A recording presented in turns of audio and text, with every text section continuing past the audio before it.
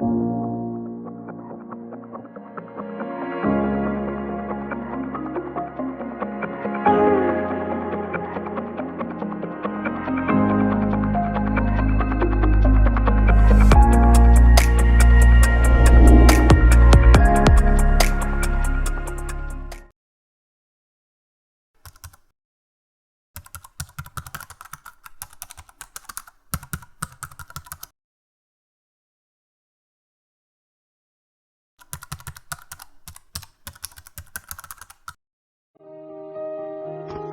呀，呀有呀有喂，有呀哇，有呀我就呀我呀哇，有呀哇有呀哇。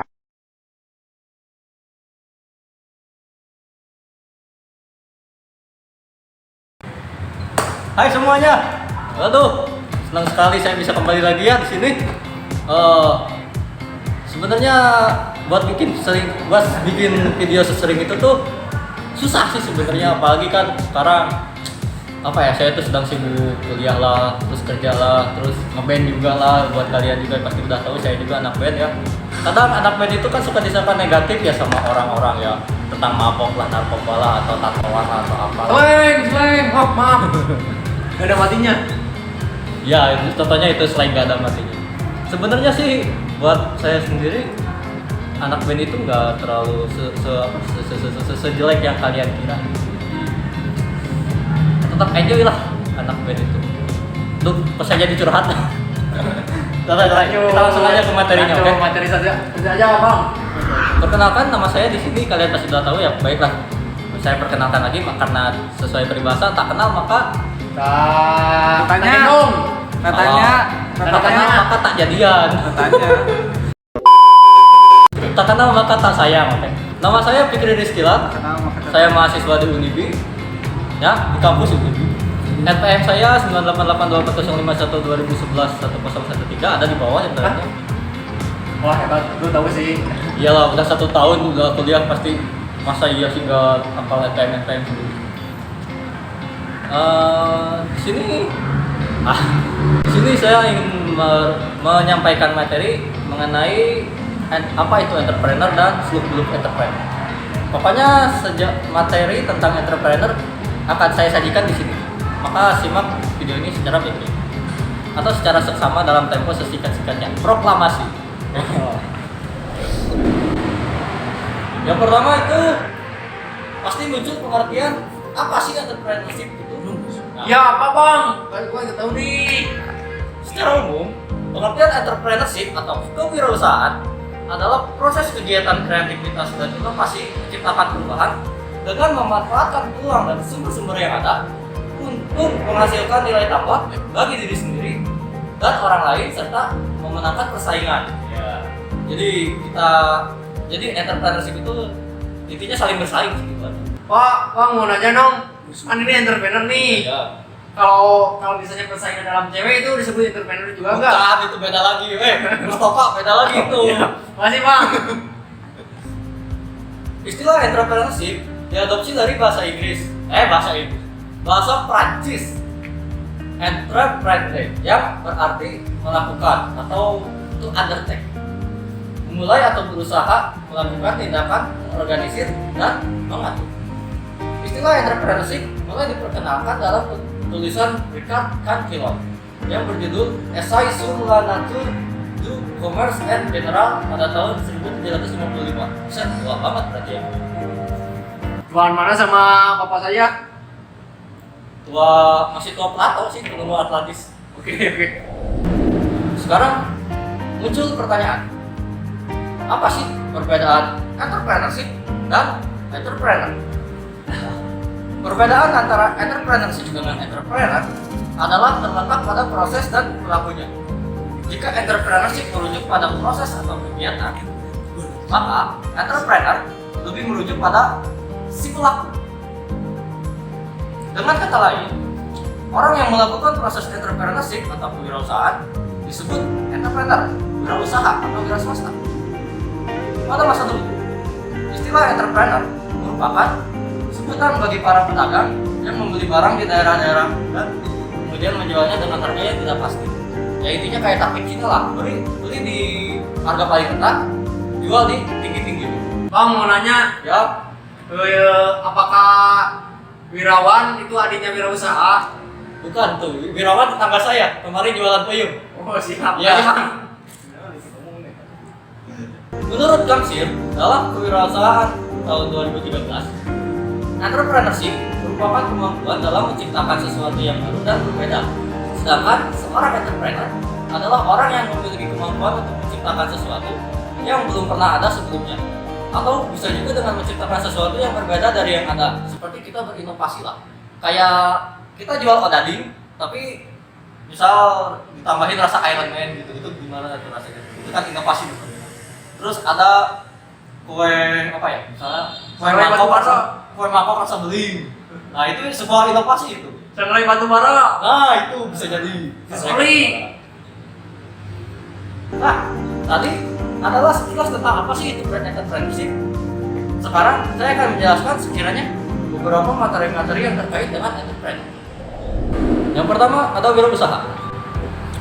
Menjadi seorang wirausaha memang belum menjadi pilihan banyak orang, apalagi bagi orang yang biasa kerja kantoran. Kerja kantoran itu seperti yang di kantor Peterbilt gitu ya di Jakarta. Namun dalam kehidupan nyata, justru banyak orang yang memulai kesuksesannya itu dari wirausaha. Contohnya pemilik KFC siapa? Asep. Bukan Asep, semua. Asep tuh pemilik KFC di Sumedang. Oh. Ini KFC yang Kentucky Fried Chicken tuh. Ya itulah pokoknya lah. Kentucky namanya. Berarti Kentucky Fried Chicken. Berarti Berarti Kentucky ya? Ya itu. Kalau saya salah boleh di komen di bawah. Boleh dihujat, boleh. Biasanya seseorang dihadapkan pada pilihan ini karena beberapa pertimbangan. Mungkin pekerjaan di kantor sudah tidak menarik lagi, atau ingin mengembangkan diri sesuai potensi. Bisa juga meningkatkan pemasukan sesuai dengan keinginan sendiri. Memulai wirausaha, seseorang bebas menentukan usaha dan waktunya sendiri. Dengan kemauan, pengetahuan, dan tekad, pilihan hidup menjadi wirausaha sangat menguntungkan. Seorang wirausaha adalah orang yang mampu melakukan koordinasi, organisasi, dan pengawasan. Orang tersebut harus memiliki pengetahuan yang luas tentang lingkungan usaha dan membuat keputusan tentang lingkungan usaha tersebut. Ia juga mengelola sejumlah modal dan menghadapi ketidakpastian untuk meraih keuntungan. Ya ibaratnya gini lah, kita usaha harus berani mengambil resiko. Kalau kita tidak berani mengambil resiko kerugian, ya buat apa usaha? Mending kerja. Betul nggak? Santai. Selanjutnya ide bisnis. Apa sih ide bisnis itu? Suatu ide bisnis yang bagus adalah penting, atau bahkan merupakan persyaratan untuk usaha atau bisnis yang sukses. Namun demikian, ide bisnis yang bagus biasanya tidak langsung datang kepada pengusaha, tetapi merupakan hasil dari kerja keras dan upaya dari pengusaha untuk membangkitkan, mengidentifikasi, dan mengevaluasi peluang. Ide usaha atau bisnis adalah respons seseorang, banyak orang, atau suatu organisasi untuk memecahkan masalah yang teridentifikasi atau untuk memenuhi kebutuhan di suatu lingkungan, baik pasar atau masyarakat, dan juga lingkungan kantor. Bang, kalau misalnya nih ada anak kecil nih kan dia masih di bawah umur nih. Ya. Nah, dia tuh pengen punya ide usaha, apa itu jadikan masukan atau jadikan lucu-lucuan? Kalau idenya masuk akal, kita jadikan ide usaha. Kalau sekedar permainan sih ya wajar lah, apa-apa. Namanya juga anak kecil kan. Tapi boleh kan anak kecil jadi pengusaha? Kalau ada modal sih nggak apa-apa ya. Ya. Mencari sebuah ide bisnis yang bagus adalah langkah awal untuk mengubah keinginan dan kreativitas pengusaha menjadi peluang usaha atau bisnis. Ada dua hal penting yang harus dicatat dalam suatu ide bisnis bagus tersebut. Yang satu merupakan persyarat.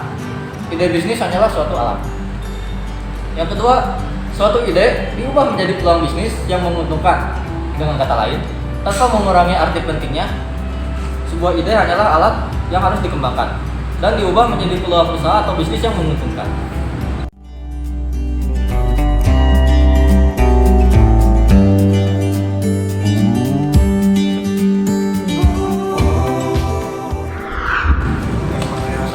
sumber-sumber ide bisnis. Ide bisnis bisa kita dapatkan dari mana saja. Banyak sumber-sumber yang bisa kita dapatkan. Contohnya ini. Contohnya ini. Ini harus dipamuk. Yang satu, hobi atau minat. Hobi adalah aktivitas favorit di waktu luang atau pekerjaan. Banyak orang dalam melakukan hobi atau minat berhasil mendirikan sebuah bisnis.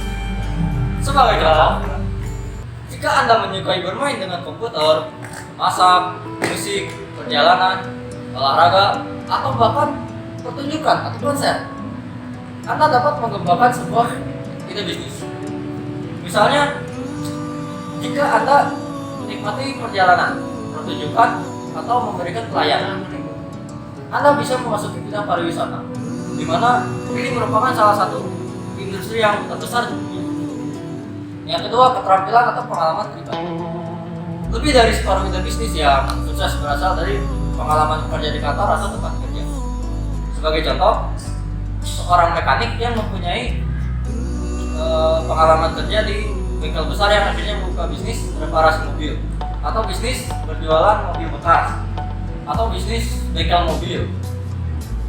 Jadi, latar belakang pengusaha memainkan peranan penting dalam keputusan untuk memasuki bisnis. Selain jenis usaha, bisnis yang akan mereka ciptakan, keterampilan dan pengalaman Anda merupakan sumber yang paling penting. Tidak hanya untuk menghasilkan ide, tetapi juga untuk mendapat keuntungan. Bang, kenapa ya saya mau curhat dong? Ya, Kenapa ya kalau gua tuh kalau main ini nih, kalau main game suka dilarang kan itu ada sumber usahanya juga kan, saya jadi joki tapi orang tua saya tuh selalu mengarahkan hal itu. Saya bingung menurut abang nih, ini mah gimana nih harus yang saya harus lakuin nih apa? menurut saya sih itu wajar sih, soalnya zaman dulu kan zaman orang tua mereka belum ada gitu jasa joki game seperti itu. Jadi begitu mereka tahu anaknya buka usaha joki, mereka itu aneh, belum terbiasa, belum adaptasi lah. Nah, saya tuh pernah nih trading binomo terus kripto. Apaan sih nah buang judi, tapi mereka nggak tahu kan kalau itu buat kita bisa membuat kaya. Tapi menurut saya sendiri sih bingung. Kan judi mah itu bukannya lagu si Roma Irama. Menjanjikan kemenangan. Yang ketiga, media massa. Media massa merupakan sumber informasi, ide, bahkan peluang yang sangat besar. Surat kabar, majalah, televisi, dan dewasa ini internet adalah contoh dari media massa. Itu motor di BKR. Lanjut. Misalnya, jika Anda benar-benar memperhatikan di iklan komersil pada surat kabar atau majalah, Anda mungkin terdapat informasi mengenai bisnis yang dijual. Contohnya sekarang yang sedang trending itu iklan YouTube. Tahu lah, Misalnya. sekarang. Ya, Misalnya apa Pak? Bang. ya itu yang joget-joget baju oranye gitu. Oh. Jadi kita nggak harus menyebutkan merek karena kita tidak di endorse. Oh yang apa? Sebentar lagi 12 ya. Ini cuma Ini punya saya. Ya, Lupa 12-12-nya. ya, pokoknya 12 aja. Yang jogetnya tuh seperti ini. Di Shopee, beli sepeda, beli semua di Shopee. Yang keempat, survei. Inti dari suatu ide bisnis baru seharusnya adalah pelanggan. Kebutuhan dan keinginan dari pelanggan, alasan pemilihan produk atau jasa oleh pelanggan dapat kita pastikan melalui suatu survei.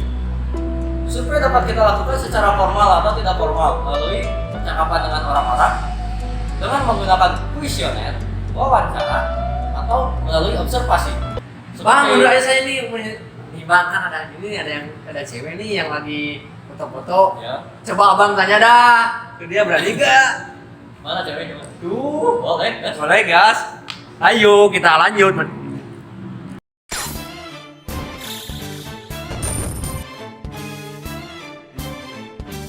Bang, serius lu bang mau nanya ke cewek, lu emangnya berani bang? Ya kan namanya juga kita mengidentifikasi survei. Oh. Namanya juga peluang usaha, ya harus tanya-tanya dulu lah. Jadi supaya tahu kita itu bakal usaha apa.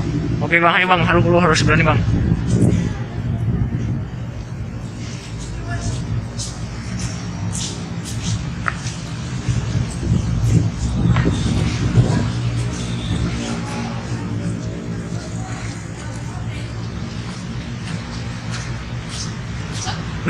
Lu serius berani nggak? Santai aja, saya tingkat PD-nya udah 1000%. Gua gak berani, lu aja bilang. Oh, Ya.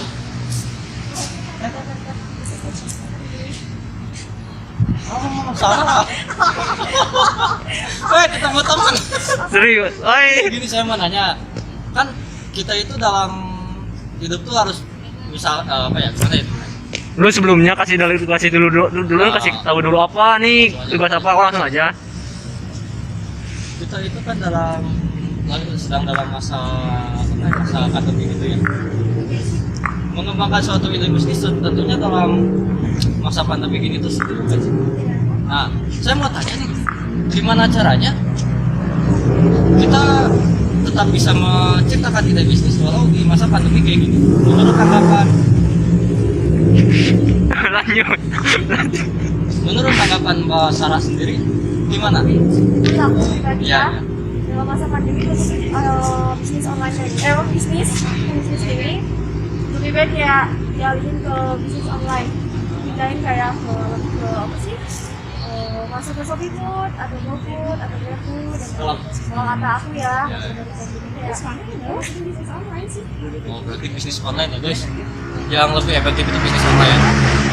Nah, kalau menghitung keuntungannya sendiri dari bisnis itu gimana? Kalau menghitung Oh, bukan itu. Selain menggunakan media online, yang lebih efektif apa lagi sih buat mendirikan usaha gitu, atau usaha apa yang harus didirikan di masa pandemi kayak gini? paling minimal kayak jualan kayak sistem PO, Oh ya, iya, di order kayak gitu. itu efektif kah buat masa-masa sekarang? Untuk sekarang Efektif It's banget. work. buat aku. It's work. Ya, kan ya bener. Ya boleh ya. Jadi itu guys. Lu terima kasih dulu dah. Oh ya, terima kasih atas apa jawaban-jawaban atau masukannya gitu ya. Terima kasih, sehat sukses selalu. Jadi Lu beranian sih, lu keren sih, tapi lu itu temen lu aja. Iya, oke gitu. Jadi dalam menciptakan ide bisnis itu kita juga perlu survei, bertanya seperti saya tadi. Nah. Contohnya kan kita langsung dapat apa pemikiran gitu buat menciptakan usaha apa gitu dalam masa kritis pandemi seperti ini. Langsung aja balik lagi ke materi. Oke. Bang, survei bang.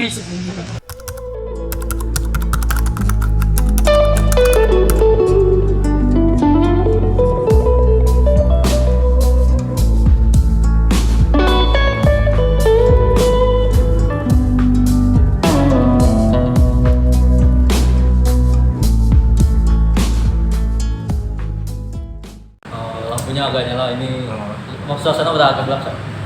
Nah, ruang interogasi sebenarnya mah ini orang ini lagi diinterogasi. Lanjut bang. Nah, jadi tadi itu adalah contoh dari pengambilan ide bisnis, yaitu survei sumber ide bisnis. Anda harus banyak bertanya kepada pelanggan, baik pelanggan tetap atau pelanggan tidak tetap, seperti tadi. Semakin banyak informasi yang Anda dapatkan, maka semakin baik. Selanjutnya, peluang usaha. Apa sih peluang usaha itu? Ya apa bang? Gua gak tahu. Ini saya jelaskan. Peluang usaha atau bisnis dapat dijelaskan sebagai ide investasi atau usulan usaha yang menarik yang memberi kemungkinan untuk memberikan hasil atau keuntungan bagi seseorang yang memiliki resiko. Peluang seperti itu digambarkan oleh persyaratan dan mengarah ke penyediaan suatu usaha produk atau usaha jasa yang dibuat atau ditambahkan nilainya untuk keperluan pembeli atau pengguna akhir. Bang, buka dong maskernya. Corona bang. Oh ya, lanjut. Hah? Atau sudah diinterogasi gitu. Baik. Lanjut ya, take langsung kan rame. Kan ini santai kan, tapi gua mengerti sih yang lu ini. Ini harus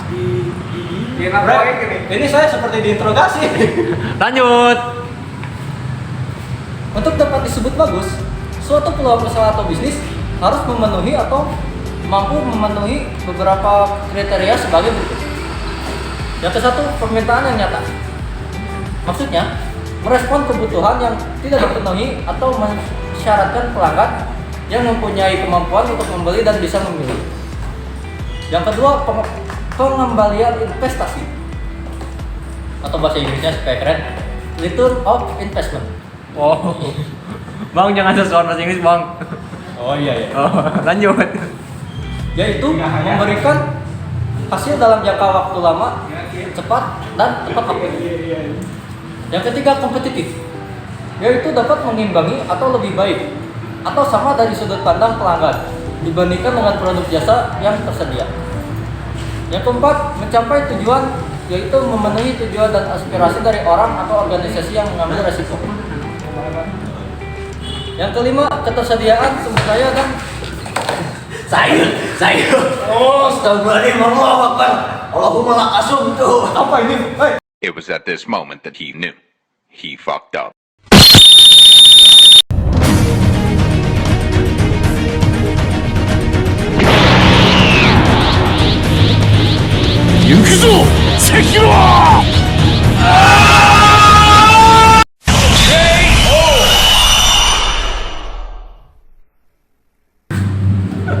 Ya di mana?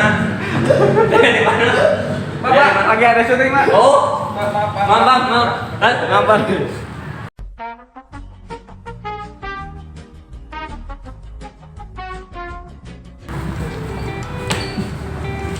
Ada.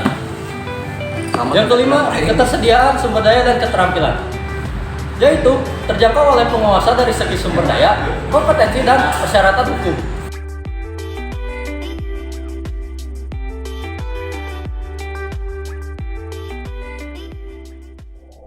Lalu selanjutnya, mengidentifikasi dan menilai peluang usaha.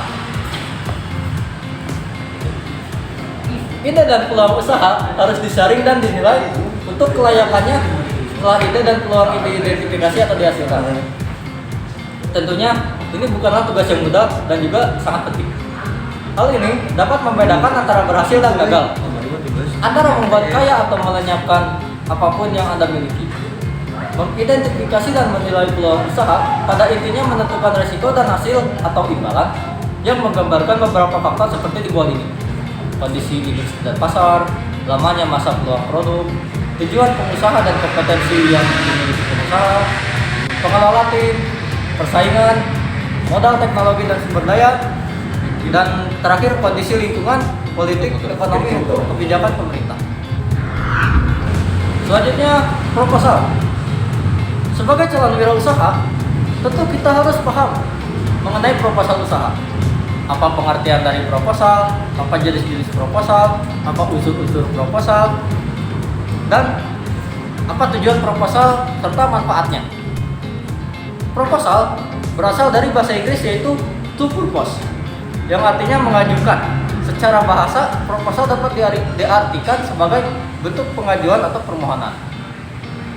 Penawaran itu bisa berupa ide, gagasan, pemikiran, atau sebuah rencana kerja yang ditujukan kepada pihak lain.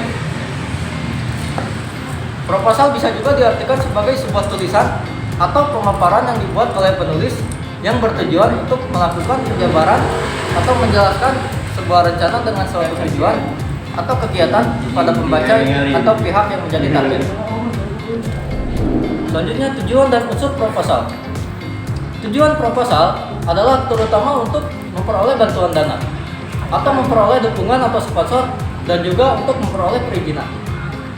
Unsur-unsur yang ada di proposal yaitu nama atau judul kegiatan, kemudian disusul pendahuluan, terus tujuan, lalu waktu dan tempat, kemudian sasaran kegiatan, susunan panitia, rencana anggaran, penutup, dan terakhir tanda tangan dan nama terang. Selanjutnya, Aku yang lemah. Tanas, saya lagi.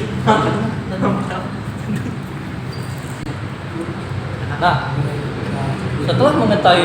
setelah mengetahui pengertian, tujuan dan unsur proposal, selanjutnya adalah bagaimana sih caranya membuat proposal.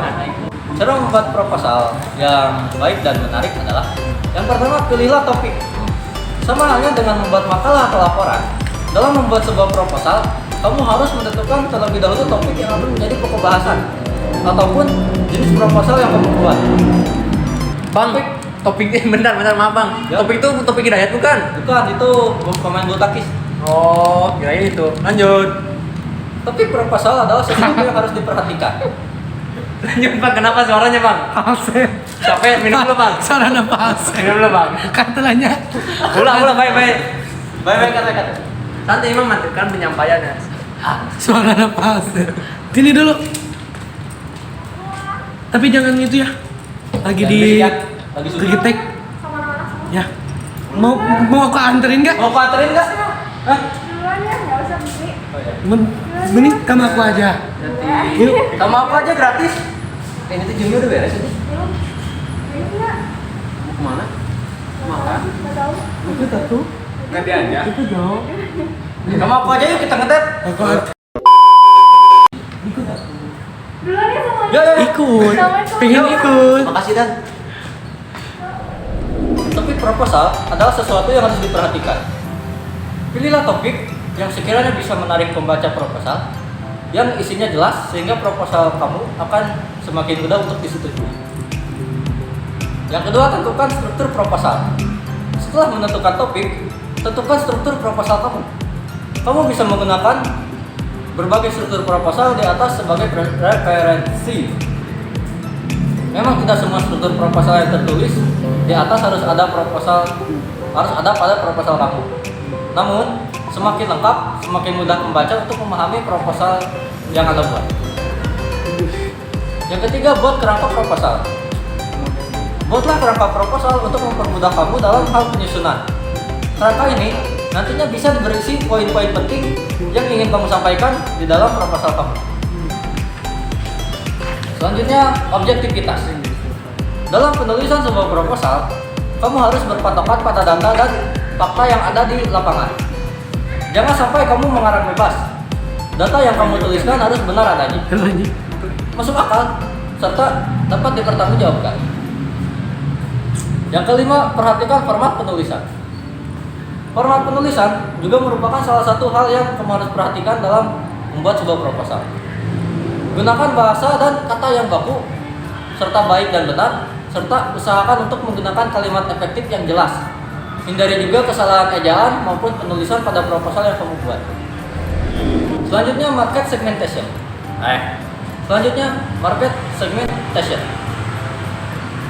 Segmentasi pasar adalah sebuah strategi yang dilakukan oleh pebisnis untuk membagi kelompok konsumen ke beberapa kategori seperti kebutuhan, karakteristik, maupun perilaku yang berada di dalam suatu pasar tertentu.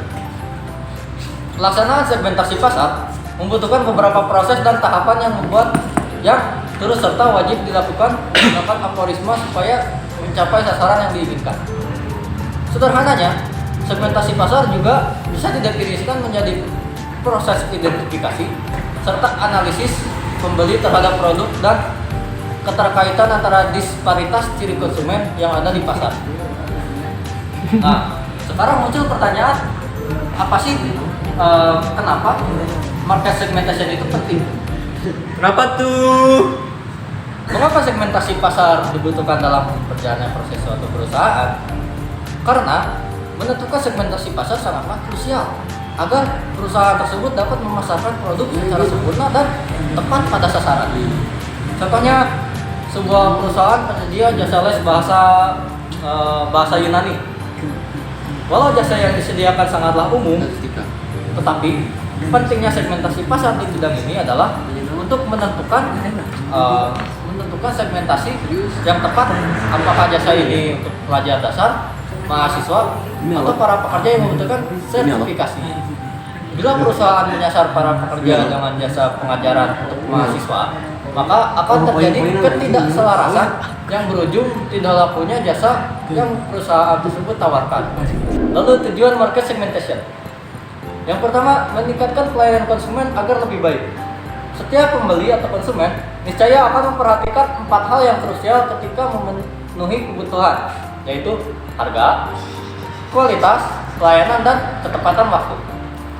Anda tahu bahwa pelayanan yang dipercaya baik sebagai keliru satu hal yang paling penting di antara 4 yang sudah disebutkan di atas. Dengan adanya market segmentation, sebuah perusahaan mampu lebih gampang pada menaruh suatu pelayanan yang sinkron segmentasinya. Yang kedua, membuat strategi pemasaran agar lebih terarah.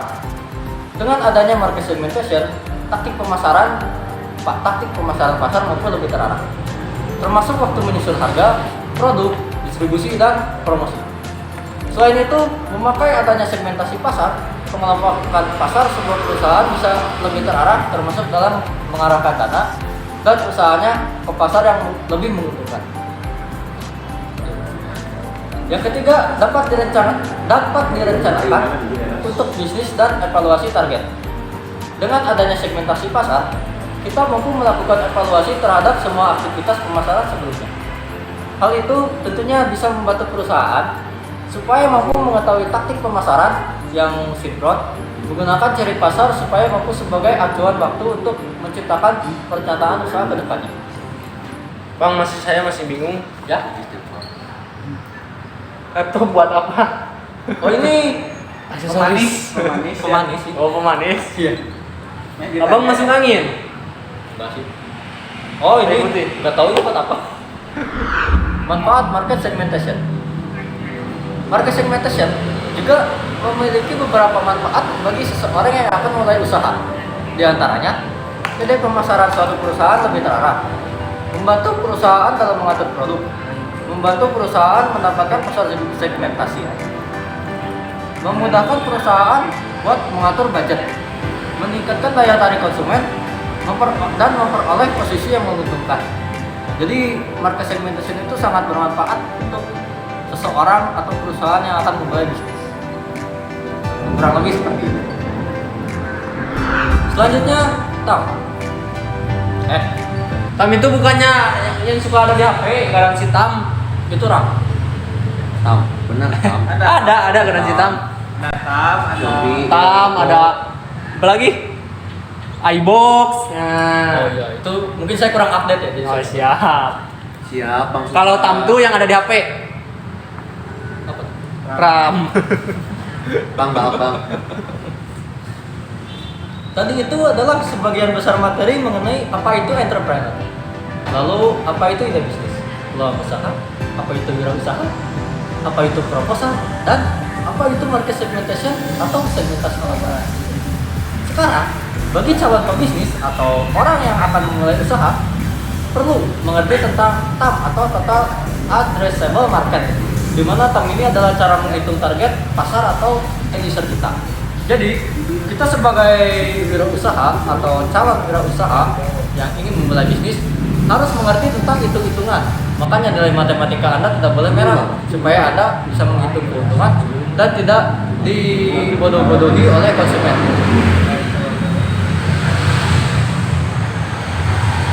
Jangan marah. Bang jangan marah. Itu motor ke kampus, lanjut.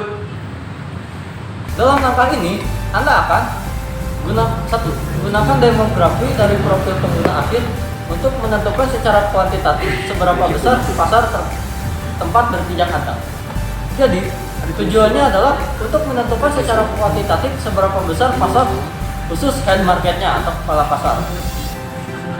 Yang kedua, gunakan ukuran pasar ini untuk menentukan apakah Anda perlu melakukan segmentasi pasar lebih lanjut untuk menguasai pasar dengan ukuran yang lebih tepat.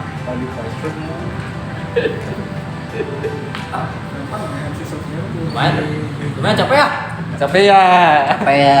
Pusing. Biar sama sih. Bang, nggak masuk ke otak nih. Oh, otak Anda belum dibuka mungkin slotnya. Mungkin belum beli. aja di YouTube ada siaran orangnya. Iya. Bang, otak saya lemot Pak kayak Scoopy. Canda Scoopy. Senggol dong. Banyak disenggol. Selanjutnya, eta klakson sah. Ngetes suara apa? Prinsip dasar TAM. Penting untuk memulai memahami ukuran pasar yang Anda targetkan lebih awal. Anda akan memodifikasi ini seiring berjalannya waktu. Tetapi, bijaksana untuk memikirkan hal ini sejak dini dan mengembangkan setidaknya ukuran pasar-pasar untuk mengetahui Anda menuju ke arah pembangunan. Lalu, setelah tadi itu prinsip dasar, maka kita akan membahas menghitung target. Jika kita tahu siapa target market kita, maka kita akan bisa mengetahui berapa target total pasarnya yang bisa ditargetkan oleh kita. Kami ini merupakan pendapatan setahun yang mungkin akan diraih oleh pebisnis ketika kita mencapai 100% target pasar itu kita kuasai. Misalkan Anda menargetkan studio musik di Jawa Barat yang sesuai dengan target pasar utama Anda.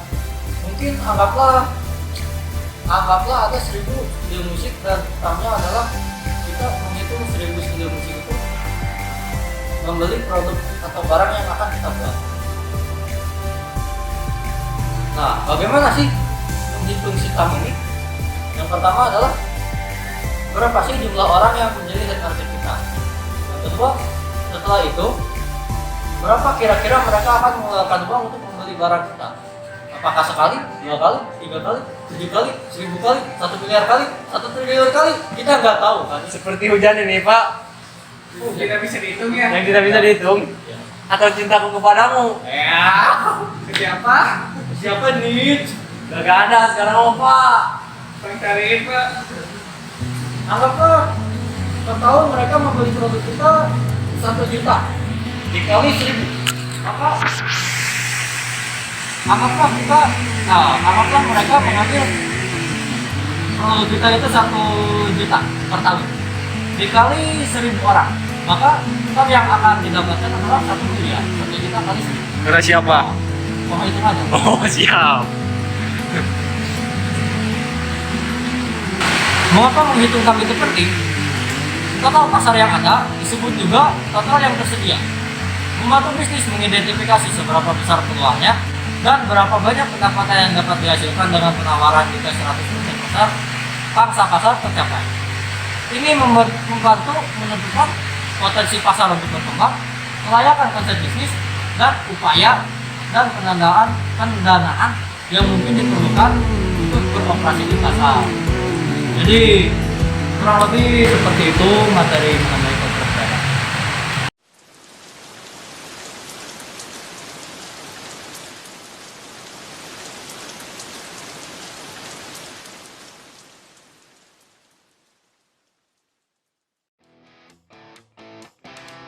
Setelah beberapa menit yang cukup melelahkan, ya bisa dibilang melelahkan lah, memakan durasi juga. Saya berhasil juga menyampaikan seluruh materi yang akan saya sampaikan kepada kalian, mulai dari apa itu entrepreneur, ide bisnis, peluang usaha, market segmentation, tujuannya market segmentation, proposal, dan terakhir itu materi tentang menghitung TAM atau keuntungan. Saya rasa materi ini terlalu panjang, tapi nggak apa-apa lah supaya wawasan atau ilmu kalian juga bisa bertambah. Tentunya banyak kesalahan dan juga ketidakjelasan dalam video ini. Maka dari itu saya mohon masukan dan kritikannya boleh disimpan di kolom komentar. Dan bila ingin mengontak saya langsung bisa DM IG saya di bawah sini. Gak ada apa ini mah meja? Ya maksudnya di sini. Oh, oke deh, Dit. Iya. Siap. Lalu bila berkenan subscribe, lonceng, like-nya boleh itu. Terakhir, nama saya Fikri Rizkylah dan terima kasih kepada penonton. Sampai jumpa di video saya selanjutnya.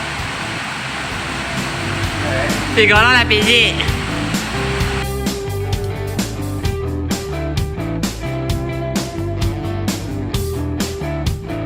Lalu prinsip dasar TAM.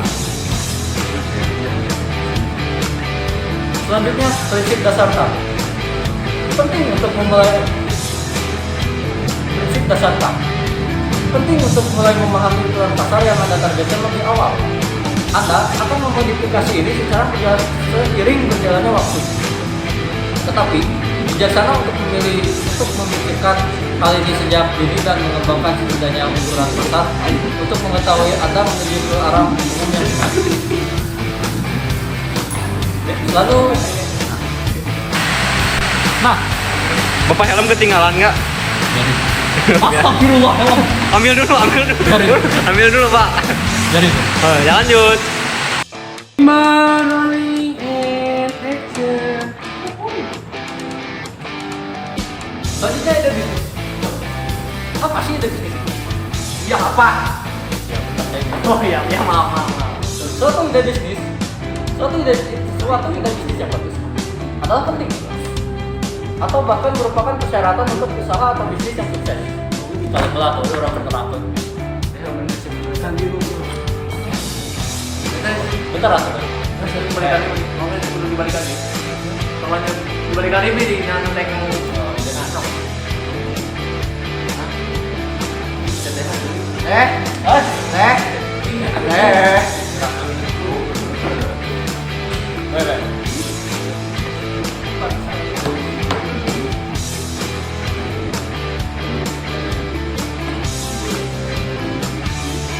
Kalau boy, kan jarak dari video ya bagacong beres ah. Aku katanya soalnya.